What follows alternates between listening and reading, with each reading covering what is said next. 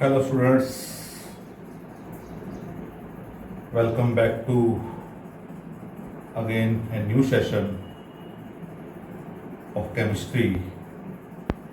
And last time we have finished the chapter of electrochemistry, and today we are going to start a new chapter that is called the chemical kinetics. जैसा कि आपने जो है पिछली classes में study किया था कि प्रोसेस स्पॉन्टेनियस और नॉन स्पॉन्टेनियस होते हैं, यानी कुछ प्रोसेस अपने आप होते हैं, कुछ को हमें करना पड़ता है। उनके पीछे क्या क्या फैक्टर्स थे उनके बारे में हमने डिटेल में लिया था। और उसके साथ साथ जो हमने उसमें जो है फ्री एनर्जी की बात भी की थी, जिसको हमने गिब्स फ्री एनर्जी कहा था। तो उसके लिए डेल्टा जी अगर नेगेटिव हो तो प्रोसेस हमने स्पॉन्टेनियस कहा था,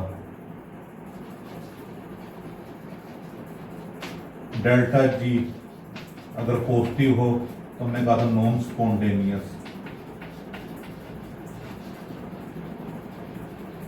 और डेल्टा जी अगर जीरो हो तो हमने कहा था इक्विलिब्रियम।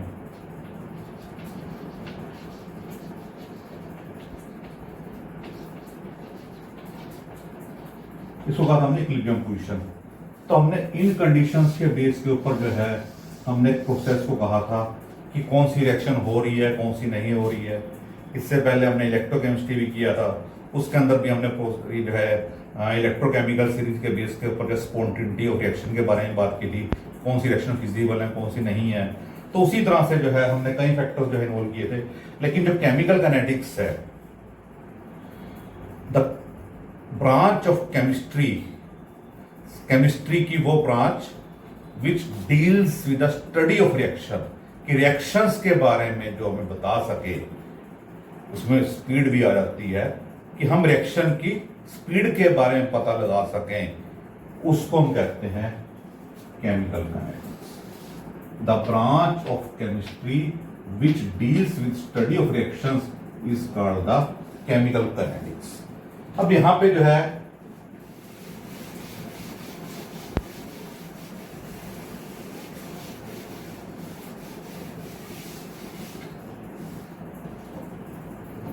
अब स्पीड ऑफ रिएक्शंस आप जो है महसूस करते होगे, बहुत सी रिएक्शन ऐसी हैं कि जो पलक झपकते ही इंस्टेंटेनियस, कि कुछ ही सेकंड के अंदर जो है इवन हम पलक भी नहीं झपक पाते, रिएक्शंस हो जाती हैं। जो है कुछ रिएक्शंस ऐसी होती हैं जो बिल्कुल स्लो रिएक्शंस होती हैं, इवन जो है 4 दिन, 5 दिन, महीना, 2 महीने, 6 महीने, साल तक, इवन इससे ज्यादा भी टाइम ले सकती हैं। उनको कहते हैं स्लो रिएक्शंस। और एक होती हैं मॉडरेट रिएक्शंस, ना ज्यादा फास्ट होती है ना ज्यादा स्लो होती हैं। तो मेनली हम रिएक्शंस जो है इनके कुछ कुछ एग्जांपल हमारे पास जो है, अब जैसे जंग का लगना है, अगर जंग लगने की बात करते हैं तो बरसात के दिनों में आप देखोगे लोहे के ऊपर जंग जल्दी लगता है। अगर हमारा जो है ड्राई एनवायरनमेंट होगा तो जंग धीरे लगता है, यानी कि प्रोसेस स्लो होता है। बरसात के दिनों में प्रोसेस फास्ट होता है स्टीम का जो है। तो ये डिपेंड करता है कि एनवायरनमेंट क्या है। तो इन्हीं के बेस के ऊपर जो है हम कुछ रिएक्शंस लेते हैं, जिनको हम जो यहाँ पे जो है क्लासिफिकेशन ऑफ केमिकल रिएक्शंस कहते हैं। हम जो है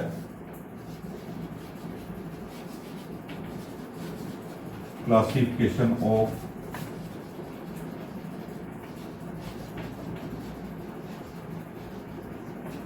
केमिकल रिएक्शंस। तो इसमें जैसे मैंने आपको जो है 3 तरह की रिएक्शन बताई, instantaneous reactions,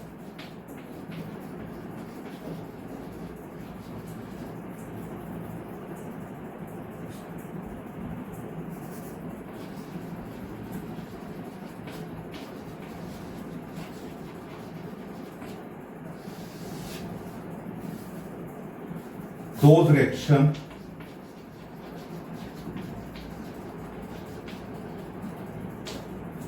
which take place in a fraction of A second, कि जो सेकंड के काफी छोटे से हिस्से में हो जाती है, भाग में हो जाती है, उसको हम कहते हैं इंस्टेंटेनियस रिएक्शन।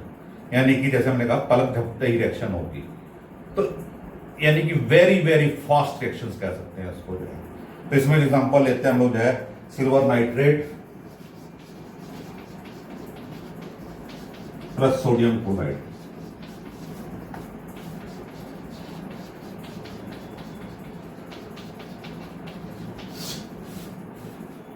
ये एग्जांपल जो है इंस्टेंटेनियस में आता है, that is a very fast reaction. जैसे ही आप सोडियम नाइट्रेट के अंदर सोडियम क्लोराइड डालोगे या जो है रिएक्शन करोगे, आप जो है एकदम रिएक्शन हो जाएगी।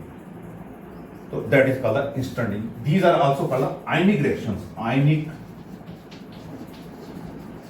Reactions are fast reactions. ये ज्यादातर इसमें जो आयनिक रिएक्शन होती हैं जो फास्ट होती हैं, तो इसमें ये एक आयनिक रिएक्शन का एग्जांपल है। Next we take extremely slow reactions.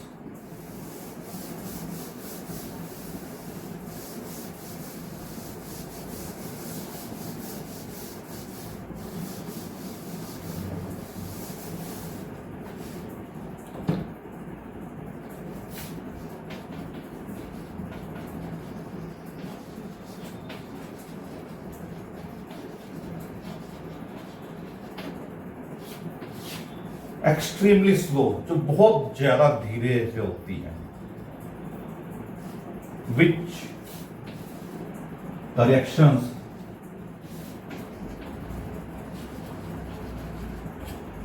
which are taking place very slowly are called slow reactions.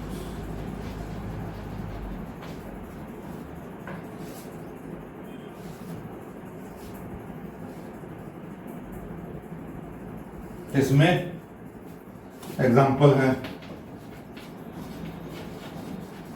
Setting of cement, formation of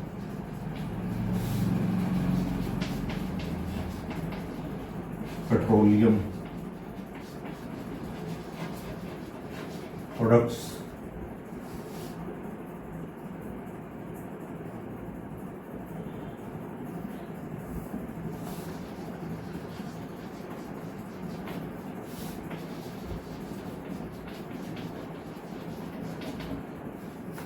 तो ये अब जैसे हम मकान बनाते हैं उसके ऊपर सीमेंट से प्लास्टर वगैरह करते हैं, तो आप देखते हो सीमेंट जो है जमने में 3-4 दिन का टाइम लेता है, या जो भी हम मुश्किल कर सकते हैं। दूसरा हम एग्जाम्पल इसमें लेते हैं जो है जो पेट्रोलियम प्रोडक्ट बनते हैं।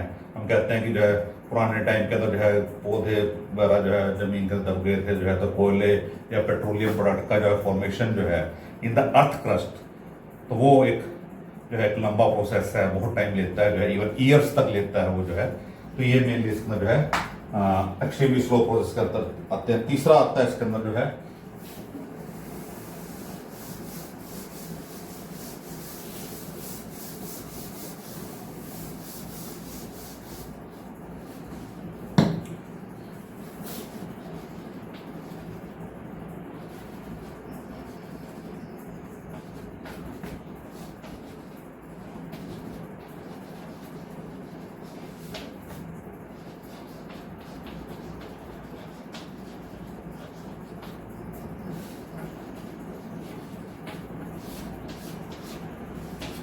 क्या रिएक्शन ऐसी जो ना ज्यादा स्लो होती है ना ज्यादा फास्ट होती हैं, उनको कहते हैं मॉडरेट स्पीड।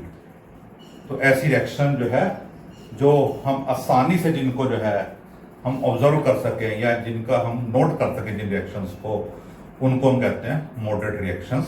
तो इसमें जो एग्जांपल जो है डीकंपोजिशन ऑफ हाइड्रोजन पेरोक्साइड इसमें पहले हम देखें दो रिएक्शंस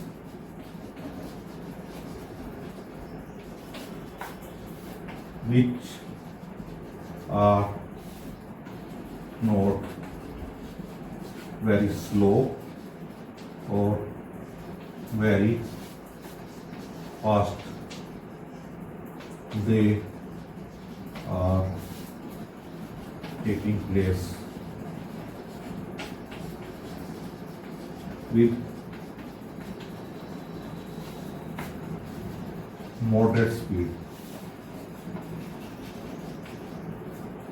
ये एग्जांपल इसमें जो है आते हैं सारे। तो इसमें जो एग्जांपल है डीकंपोजिशन हाइड्रोजन पेरोक्साइड, तो पहला जो है हाइड्रोजन पेरोक्साइड जो है H2O2,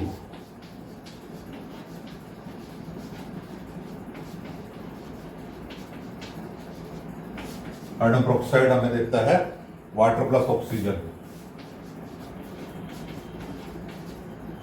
ये एक रिएक्शन जो है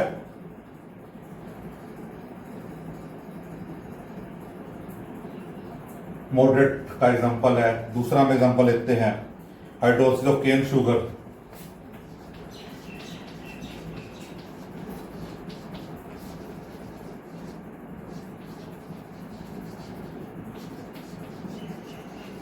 तो ये C12H22O11 is an example of cane sugar, and when it get hydrolyzed we get glucose and fructose.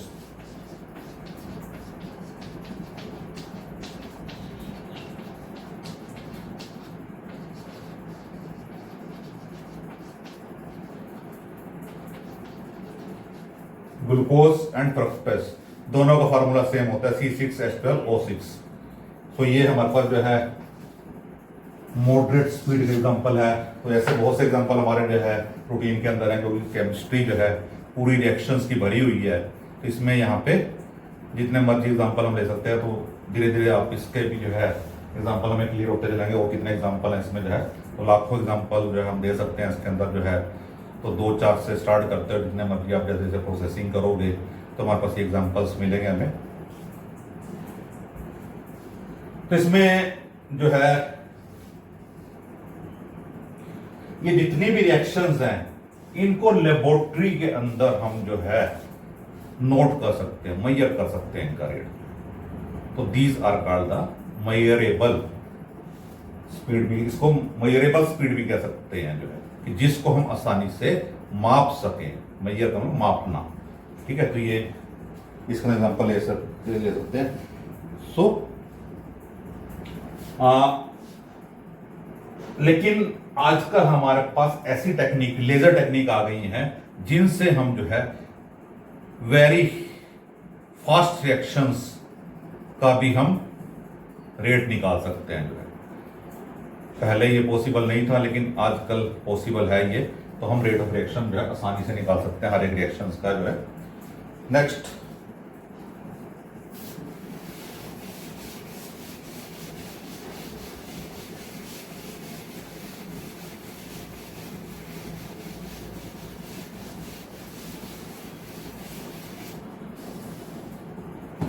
Rate of a chemical reaction.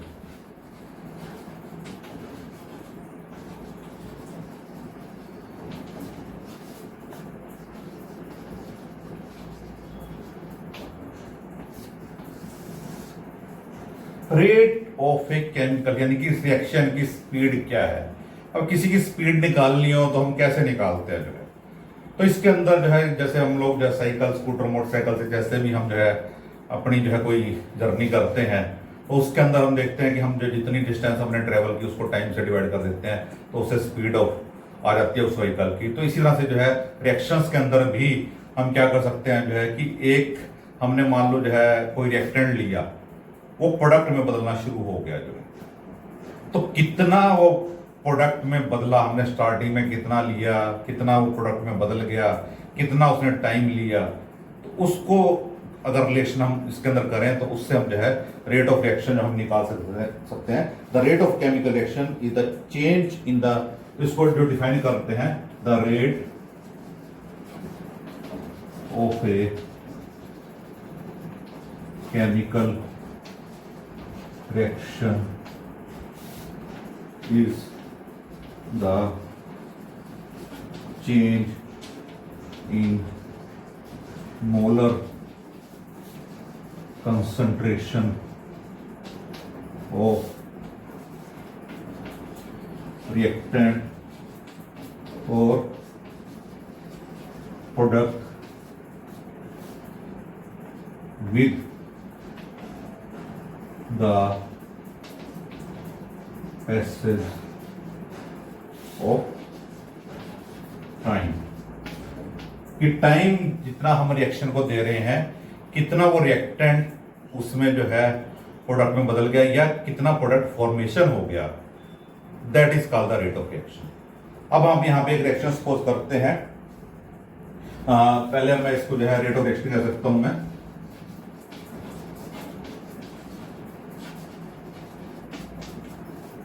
Rate of reaction को हम जो है change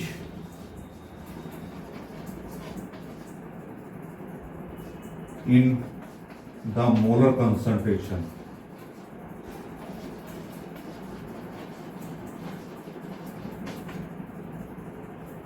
change in molar concentration divided by the time taken for, कि उस change को होने में कितना टाइम लगा, that is the rate of reaction. अब इसको एक रिएक्शन की फॉर्म के अंदर हम ऑब्जर्व करेंगे, वो कैसे करेंगे इसके अंदर जो है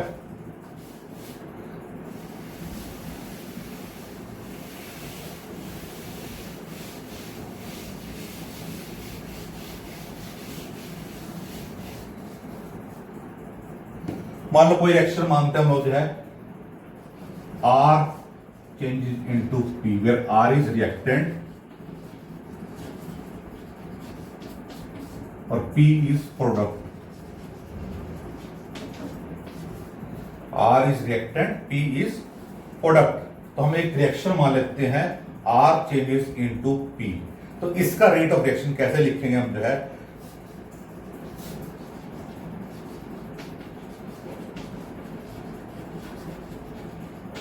is equal to change in concentration of R divided by time taken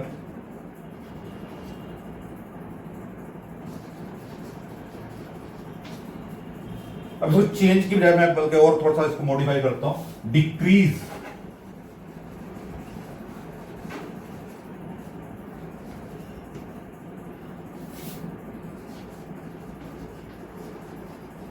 decrease in concentration of R। अब R लिया हमने रिएक्टेंट, यानी कि जो हमने शुरू में लिया था। अब जैसे जैसे रिएक्शन होगी ये प्रोडक्ट में बदलता जाएगा, यानी कि इसकी कंसंट्रेशन कम होती चली जाएगी, इसलिए हमने कहा decrease in concentration of R और increase in concentration of product divided by time taken. तो रेट ऑफ रिएक्शन डिक्रीज या इंक्रीज, अगर डिक्रीज कर रहे हैं तो रिएक्टेंट होंगे, अगर इंक्रीज कर रही है तो प्रोडक्ट होगा। तो इनमें से कोई भी ले सकते हैं हम, चाहे रिएक्टेंट ले लें चाहे हम प्रोडक्ट ले लें, रेट ऑफ रिएक्शन हम निकाल सकते हैं फॉर्मूले के बेस के ऊपर। और इसको जो है एक्सप्रेशन की फॉर्म में अगर हम लिखें इसके अंदर जो है, तो it is equal to minus delta R concentration upon delta T और is equal to plus delta P concentration upon delta T। क्या लिखा मैंने, delta was change R concentration, reactant की concentration upon time, change in time, और we can say time taken. मान लो मैंने 0 time से स्टार्ट किया, 10 सेकंड के लिए मैंने रिएक्शन की, तो 10 सेकंड का इंटरवल हो गया। 10 सेकंड से लेकर 20 सेकंड के बीच का इंटरवल लिया, तो उसमें भी 10 सेकंड का इंटरवल हो गया। इसी तरह से हम यहां पे delta change in concentration of product divide by time taken. अब मैंने यहाँ पे नेगेटिव और पॉजिटिव साइन यूज किया है। नेगेटिव साइन क्यों यूज किया मैंने? In case of reactant, what is the meaning of negative sign और what is the meaning of positive sign? Negative sign indicate that the concentration of the reactant is decreasing. Value negative नहीं होगी, सिर्फ इसके magnitude को mention करता है ये कि रेट ऑफ रिएक्शन जो है हमेशा पॉजिटिव होता है। Rate of reaction is always positive. Rate of reaction is always positive. Rate of reaction कभी नेगेटिव नहीं होगा, सिर्फ नेगेटिव साइन इंडिकेट करता है कि हमने रिएक्टेंट को कंसीडर किया। और पॉजिटिव साइन होगा इंक्रीज इन कंसंट्रेशन। तो रेट वही रहेगा। मान लो 5 है रेट, -5 या -5 या +5, तो नेगेटिव सिर्फ डिपेंड कर रहा है कि हमने रिएक्टेंट की कंसंट्रेशन को लिया। पॉजिटिव साइन इंडिकेट कर रहा है हमने प्रोडक्ट की कंसंट्रेशन को लिया। तो ये ध्यान रखना इसके अंदर जो है, rate can not be negative, it is always positive. तो इनमें से आप जो है ये जो है हम आगे इनको मेंशन करेंगे। तो चाहे वो डिक्रीज की फॉर्म के अंदर ले लें, चाहे हम इंक्रीज की फॉर्म के अंदर ले लें, तो रेट ऑफ रिएक्शन हम यहां से कैलकुलेट कर सकते हैं।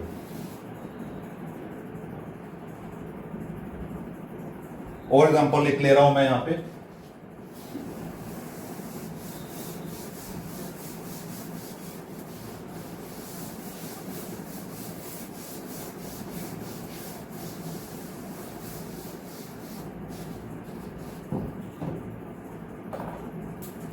Consider a reaction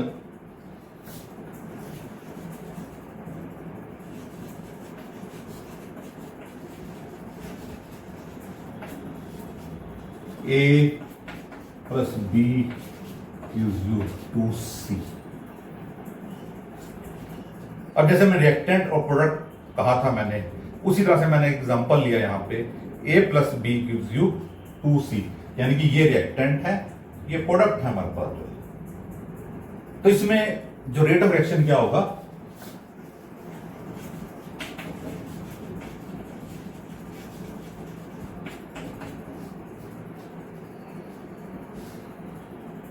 आपने कोशिश करनी है पहले, उसके बाद अब मैं यहां पे लिख रहा हूं माइनस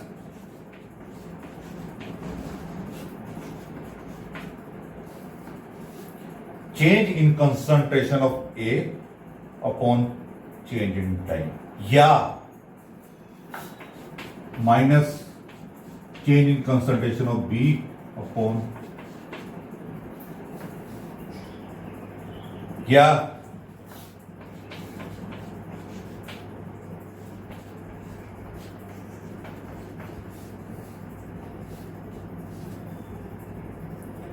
सी की कंसंट्रेशन। यहां मैंने पॉजिटिव साइन यूज किया because it is a product. लेकिन अब इसके अंदर एक चीज और है अभी, कि हमने यहां पे A plus B gives you 2C, यानी कि एक A से हमें 2C मिलते हैं, या एक B से हमें 2C मिलते हैं। तो ऐसे केस के अंदर जो भी न्यूमेरिकल कोफिशिएंट किसी रिएक्शन के अंदर होगा वो उसके साथ यहां पे नीचे, तो ये 1/2 यहां पे आ जाएगा, डेल्टा सी डेल्टा टी, यानी कि एक ए से 2 बनते हैं, यानी कि इसका ट्वाइस होता है हमारे पास, या हम यहां पे इसको 1/2 डेल्टा टी कह सकते हैं। तो इस तरह से हम रेट ऑफ रिएक्शन हमारे पास, ये इतना सिंपल हम नहीं कह सकते कि जो है बिल्कुल आसान है, जो है थोड़ी सी कॉम्प्लिकेशंस हैं इसके अंदर जो है, लेकिन अंडरस्टैंडिंग मेन है इसके अंदर जो है, जो हम यहां पे बताते सकते हैं। तो किसी भी रिएक्शन का रेट हम इस फॉर्म के अंदर लिख सकते हैं। मैं और एग्जांपल दे रहा हूं इसके अंदर जो आपको।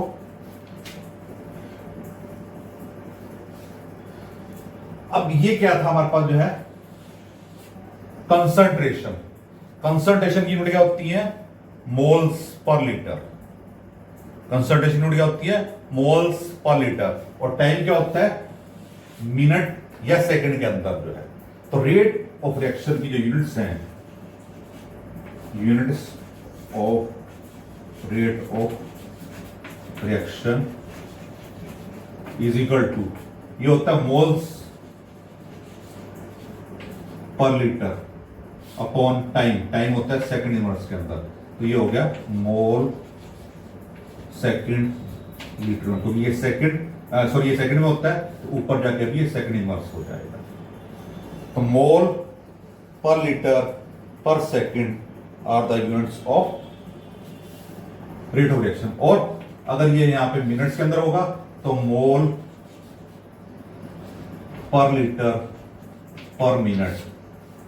अगर टाइम को हम मिनट्स के अंदर लेंगे तो मिनट आ जाएगा, अगर सेकंड के अंदर लेंगे तो सेकंड आ जाएगा यहाँ पे। तो दोनों तरह से हम इसको जो है, जो कंसंट्रेशन है वो मोल्स पर लीटर में ही रहती है।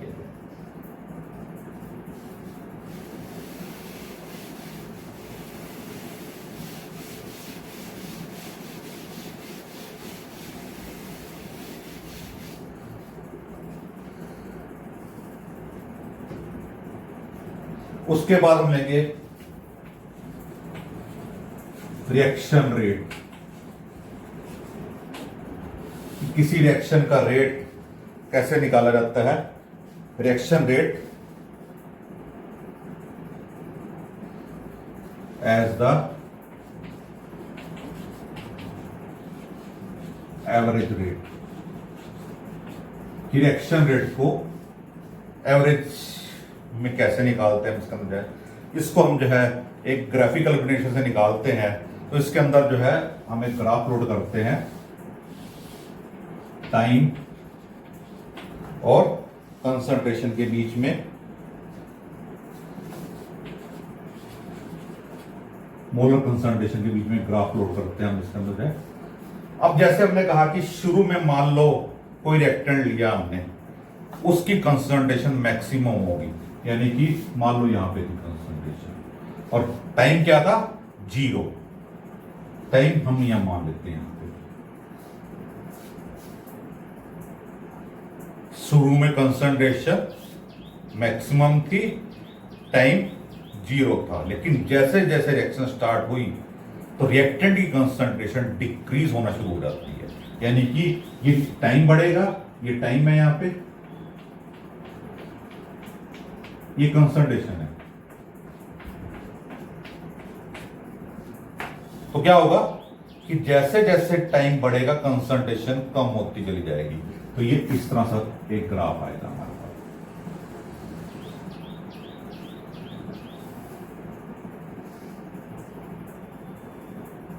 तो ये ग्राफ जो है हमारे पास जो है टाइम और मोलर कंसंट्रेशन के बीच में हम कंपैरिजन करें, that is called the graphical representation.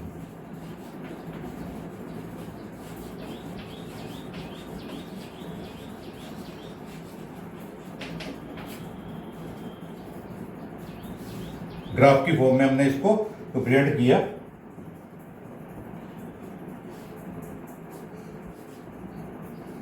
अब मान लेते हैं यहां पे एवरेज क्या होता है कि 2 टाइम इंटरवल के बीच का हम एवरेज लेके चलते हैं।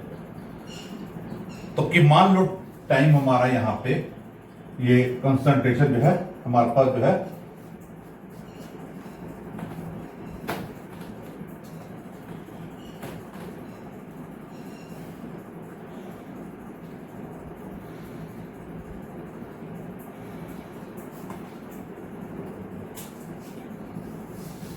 तो इसमें कि मान लो मेरा एक पर्टिकुलर इंस्टेंट ये था मेरे पास, यहां पे कंसंट्रेशन मैंने x2 मान ली और टाइम मेरा ये x1 मान ली और टाइम मेरा t1 था।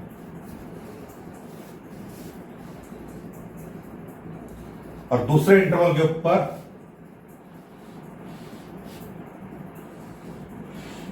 ये x2 मान लिया, ये t2 मान लिया। अब मेरे पास क्या है कि मान लो मैं इस टाइम के ऊपर मान लो 5, 10, 20 सेकंड जो भी मैंने टाइम इंटरवल लेना है, उस टाइम पे मेरी कंसंट्रेशन यहां पे थी। तो ये मेरा पॉइंट यहां पे आ गया, x1 क्या थी और t1 क्या थी। उसके बाद और 20 सेकंड लिए मैंने, मान लो t2 टाइम आ गया। उस टाइम पे कंसंट्रेशन ये आ गई, यानी कंसंट्रेशन यहां पे कम हो गई। तो इसमें जो है let x1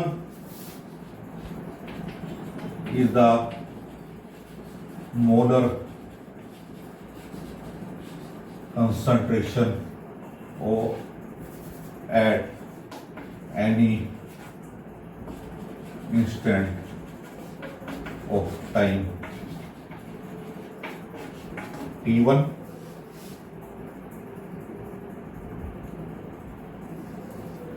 and x2 is the molar concentration at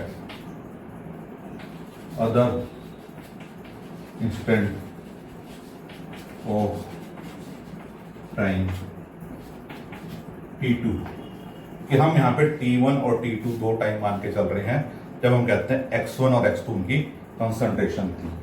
so change in molar concentration क्या हो गया,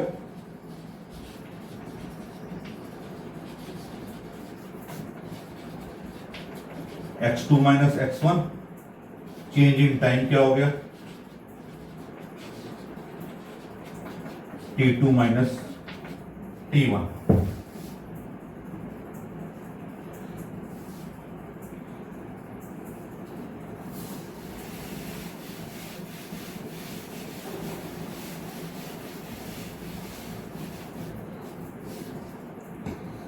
अब रिएक्शन रेट क्या होता है,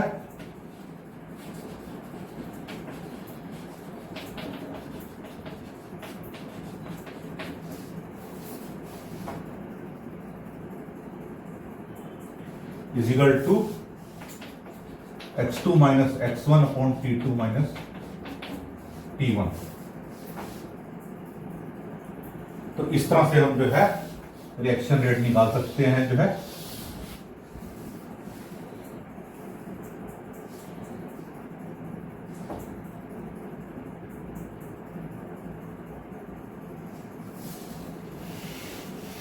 उसके बाद हम लेंगे यहां पे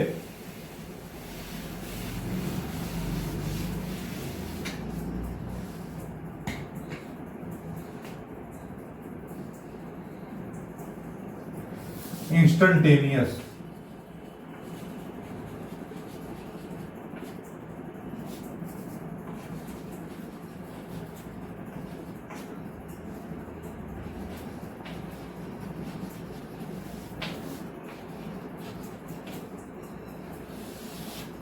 इंस्टेंटेनियस रिएक्शन रेट। इंस्टेंट पहले हमने लिया था एवरेज, एवरेज था दो पर्टिकुलर टाइम इंटरवल के बीच का गैप। अब हम इंस्टेंट का मतलब क्या होता है, एक पर्टिकुलर टाइम के ऊपर जो है that is called the instant. So instant जो है the rate of change of concentration, the rate of change of concentration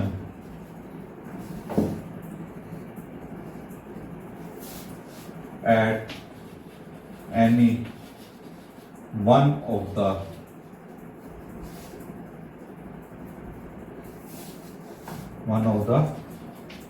species में कोई भी रिएक्टेंट या प्रोडक्ट जो भी लेके चल रहे हैं, स्पीसीज इन्वॉल्व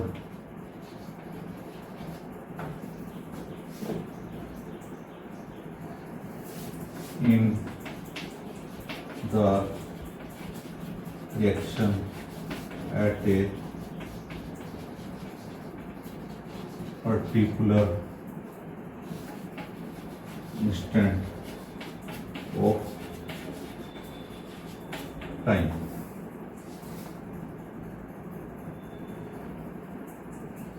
इसमें एक पर्टिकुलर के ऊपर जो है कि उस टाइम के ऊपर क्या कंसंट्रेट रेट ऑफ रिएक्शन था, तो वो रेट ऑफ रिएक्शन आता है यहां पे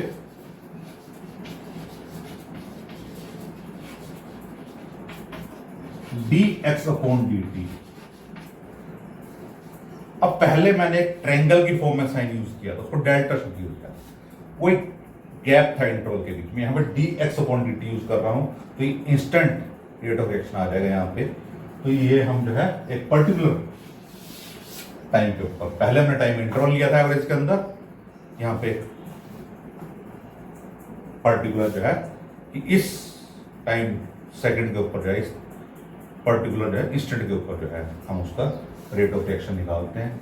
तो आज हम इतना ही करेंगे। इसके बाद जो है नेक्स्ट वीडियो के अंदर जो है, तो अगर आप सभी को जो है ये वीडियो पसंद आ रही है तो इसको लाइक, शेयर और सब्सक्राइब जरूर करें अपने साथियों के साथ, जो भी आपके आसपास में है।